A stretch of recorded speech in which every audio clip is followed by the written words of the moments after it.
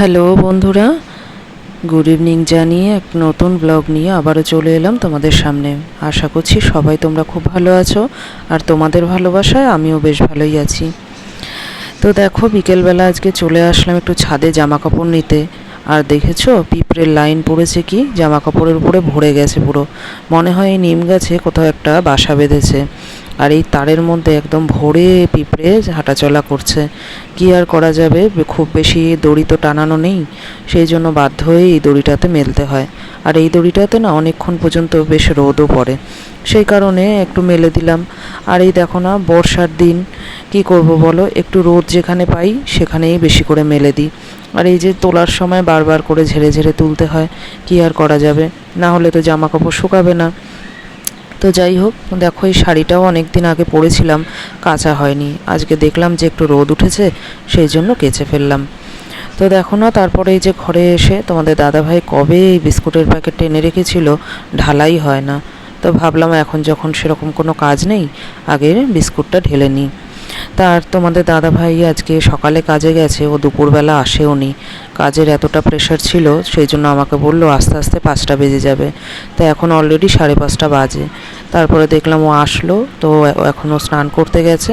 আর আমি কটা রুটি করে ওকে দিলাম, বললো এখন আর ভাত টাত খাবো না, এত সন্ধ্যা সন্ধ্যা হতে চললো, সেই জন্য কি করব, দুটো রুটি করে দিলাম। আর দুপুরের আলু ভাজা ছিল সেটা। আর ও যেহেতু সকালবেলা করে এখন একটু জিমে যায়, সেই কারণে আমি কি করি, এই যে একটু ছোলা বাদাম আমন্ডটা ভিজিয়ে রেখে দিই। তাহলে কি হয়, সকালবেলা ছেলেকেও ছাড়িয়ে দুটো দিতে পারি, আমিও কোনো কোনো সময় দুটো খেয়ে নিলাম, আর বাকিটা ও খেয়ে নিতে পারে। মানে ও খাওয়ার পরে যদি থাকে তাহলেই আমরা খাই, না হলে আর খাই না। তো ও তো সবটুকু খায় না, হয়তো হাতের মুঠে এক মুঠ নেয়। আর ছোলা বাদাম ভিজলে তো অনেকটাই হয়ে যায়, তো সেই জন্য যেটুকু খায় তারপরে আমরা খেয়ে নিই। আর এদিকে দেখো বাবা ছেলের অবস্থা, বাবার গেঞ্জি পরে এখন কি করবে শুধু দেখো। মানে যত বড় হচ্ছে দুষ্টুমি এত পরিমাণে বেড়ে যাচ্ছে যে আর মানে আমি সামলাতে পারছি না, জানো তো। হালকা কালারের গেঞ্জি দেখো, এইটা পরার জন্য এত বায়না করছিল, বাধ্য হয়ে ওর বাবা একটু পরিয়েই দিল।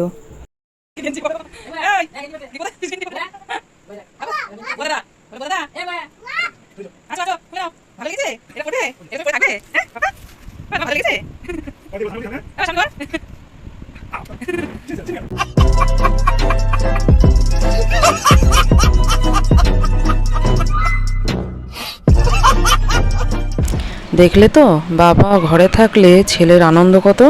বাবা জিমে যাবে বলে ওই একটা গেঞ্জি কিনে নিয়ে এসেছে, আর সেটাও ঢুকিয়ে মানে পরার জন্য ব্যস্ত।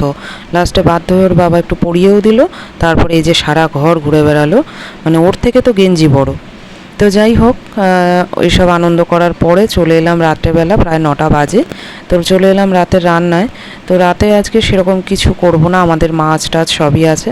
তো তোমাদের দাদাভাই তো রাত্রেবেলা আর মাছ খেতে চায় না, সেজন্য বললো কি যে আমাকে একটু ডিম দিয়ে একটু আলু দিয়ে ভুজিয়া করে দাও, আর দুটো রুটি করে দাও, আমি এটাই খেয়ে নেবো। তো আজকে সারাদিনই ও আর ভাত খায়নি, না সারাদিনই বলবো না, সকালে টিফিনে একটু ভাত খেয়ে গেছিলো, আর দুপুরবেলা তো আর খায়নি, সন্ধ্যাবেলা একটু রুটি খেলো। আর রাতে এখন একটু গরম গরম দুটো রুটি করে দেবো। তো এই যে এখন আলুর ভুজিয়াটা বানিয়ে নিচ্ছি। তো শুধু তোমাদের দাদাভাইয়ের জন্যই হবে তা না, আলুর ভুজিয়া মানে ডিমের ভুজিয়া খেতে কে না ভালোবাসে বলো। তো আমাদের জন্য একটু একটু রাখবো, আর তোমাদের দাদাভাই খাবে, এই হচ্ছে ব্যাপার। তো এটা হয়ে গেলে পরে তারপরে আমি রুটি করব।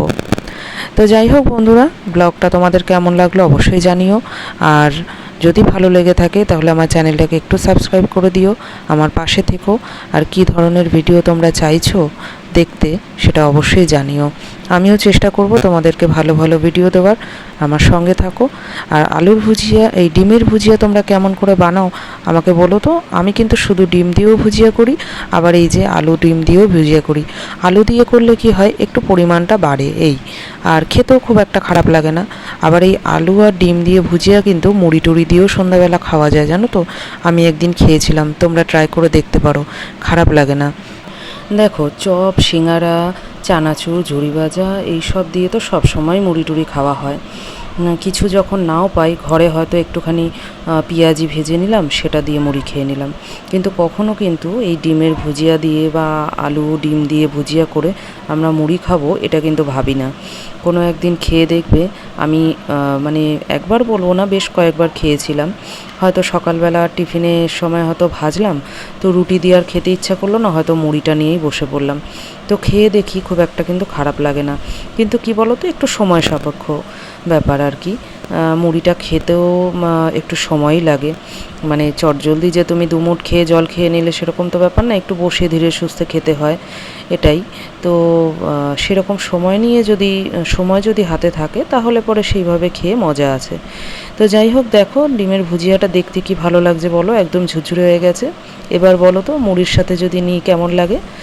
তো যাই হোক, আমি খেয়েছিলাম, তোমাদেরকেও বললাম একবার ট্রাই করো, খারাপ লাগবে না আশা করি। তো চলো বন্ধুরা, আজকে কিন্তু ভিডিওটা আমি এখানেই শেষ করব।